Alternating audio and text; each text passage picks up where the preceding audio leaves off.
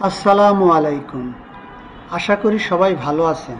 ইলিশ মাছের পুষ্টিগুণ ও উপকারিতা নিয়ে আপনাদের জানাবো। ইলিশ মাছ ভাজা বা অতিরিক্ত তেলে রান্না না করে স্টিম বা হালকা করে রান্না করলে পুষ্টিগুণ অক্ষুণ্ণ থাকে। সপ্তাহে ১ বা ২ বার পরিমিত পরিমাণে ইলিশ খাওয়া স্বাস্থ্যসম্মত। হৃদরোগ প্রতিরোধে সহায়ক।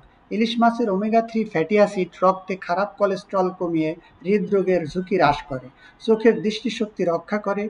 ইলিশের ওমেগা-3 এবং ভিটামিন এ চোখের দৃষ্টি শক্তিশালী রাখে এবং চোখের শুষ্কতা কমায়। ডিপ্রেশন ও মানসিক চাপ কমায়। ওমেগা-3 মস্তিষ্কে সেরোটোনিন হরমোনের ভারসাম্য বজায় রাখে, যা মন ভালো রাখতে সাহায্য করে। শরীরের শক্তি ও কর্মক্ষমতা বৃদ্ধি করে। ইলিশের প্রোটিন ও স্বাস্থ্যকর ফ্যাট শরীরকে পর্যাপ্ত শক্তি দেয় এবং দৈনন্দিন কাজে উদ্যমী রাখে। ভিডিওটি ভালো লাগলে লাইক, কমেন্ট, শেয়ার করবেন এবং এরকম তথ্য সমৃদ্ধ ভিডিও পেতে আমাদের চ্যানেলটি সাবস্ক্রাইব